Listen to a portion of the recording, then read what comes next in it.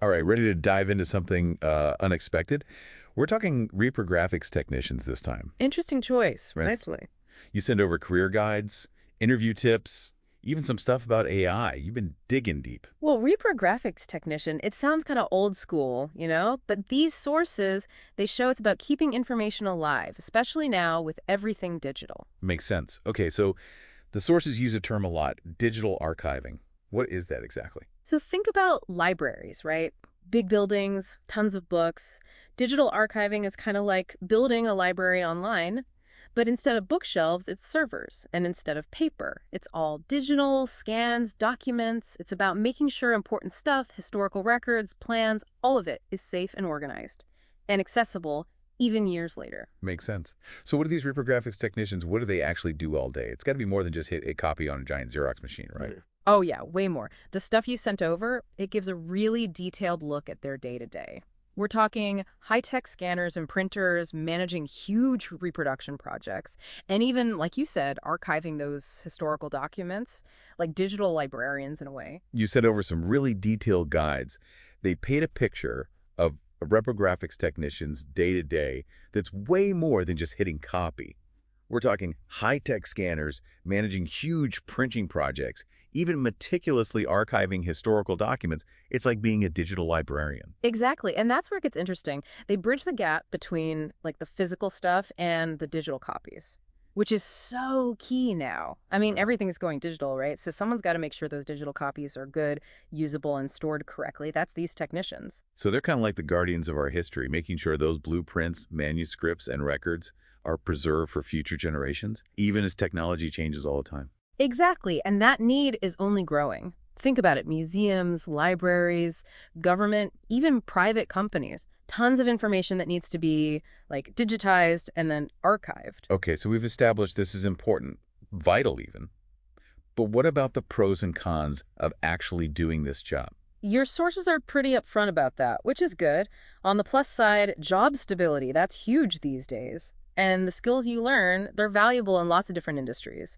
And there's definitely room to move up. We'll get to that. So a career path here, not just a dead-end job. Right, exactly. But like any job, there are downsides. The sources mention repetitive tasks, which, depends on your personality.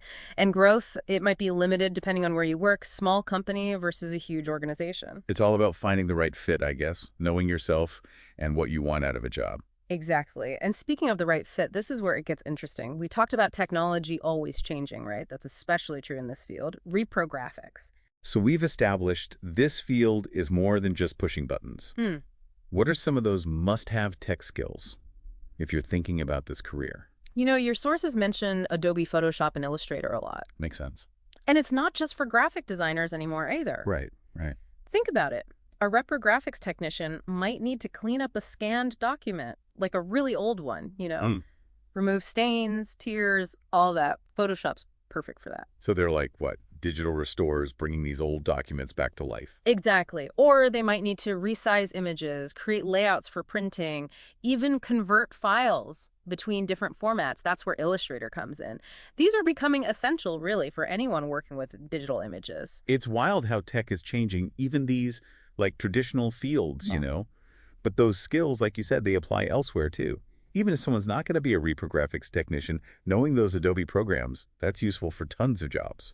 Absolutely. And here's where your research gets, I don't know, futuristic is the word. The RoleCatcher excerpts, you included those, they highlight AI tools that are basically changing how people find jobs.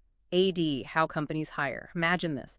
AI analyzing not just the job description, but your resume, too, to see if you're a good fit. Okay, that sounds, I don't know, cool and kind of creepy at the same time. Yeah. Like, is AI going to be the one deciding who gets hired now? It's a big question. And it's something people are definitely debating, yeah.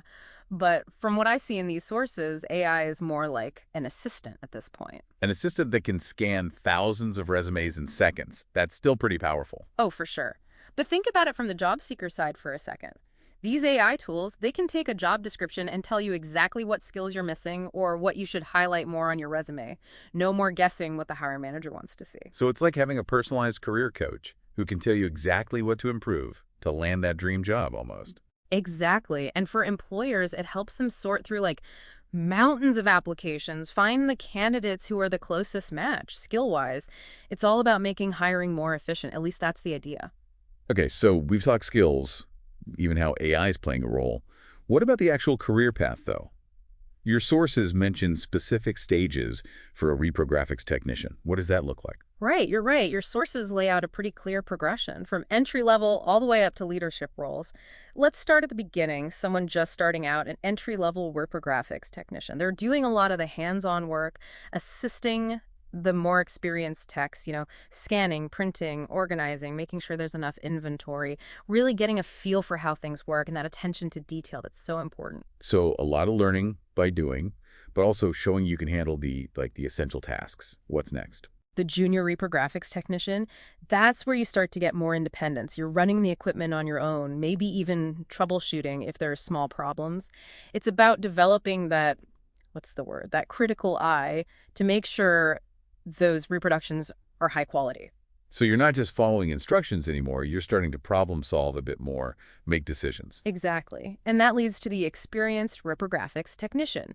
This is where your expertise really matters. You might be mentoring those junior techs or even managing whole projects from start to finish. What kind of projects are we talking here? Give me an example. Sure. It could be digitizing a historical archive for like a university Hmm. or producing those really high quality prints of architectural plans for, a construction company.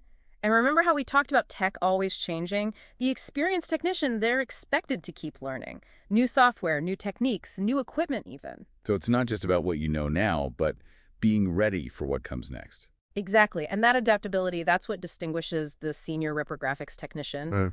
The top level, as far as your sources mention, this is about leadership now. They're the go-to expert, setting standards for the team, managing clients, all of that. Wow, so there's a lot of room to grow in this field. It seems like the skills you build along the way, the technical stuff, the problem solving, even just being detail-oriented, those are valuable anywhere, really. Absolutely. And here's something else to think about. All these sources, whether it's AI or career paths, they emphasize the same things: adaptability and continuous learning. So it's like, you got to be ready to learn the new thing, right? Yeah. Not just stuck on what you know now. That seems huge no matter what you do, especially with AI changing everything we know about jobs. It's true. Those core skills, being adaptable, a fast learner, being able to work with both physical and digital, that's valuable in so many fields. As technology keeps changing, those are the people who will thrive. The job titles might change, but those skills, they're always going to be useful. It's funny, we started talking about one specific job, reprographics technician, but this is making me think about the future of work in general. That's what's so great about these deep dives. It's not just about one career. It's about uncovering those bigger trends, those skills that matter across the board. And here, it's adaptability, continuous learning. Those are becoming absolutely essential. It's almost like we're going back to basics in a way. Critical thinking, being creative, being able to learn new things fast, those are things AI, at least for now, can't really replicate, right? Exactly. So yeah, stay on top of the tech stuff. That's important. Yeah. But those human skills, those are what make you invaluable, no matter how much things change. That's a really good point. It's not about like trying to outsmart the robots or anything. It's about what makes us human and bringing those skills to the table. Well, there you have it. A deep dive into the world of reprographics technicians. It's a lot more complex and I'd say future-proof than people realize. Definitely. And a lot of great takeaways for anyone, really, no matter what they want to do. Thanks for having me. Absolutely.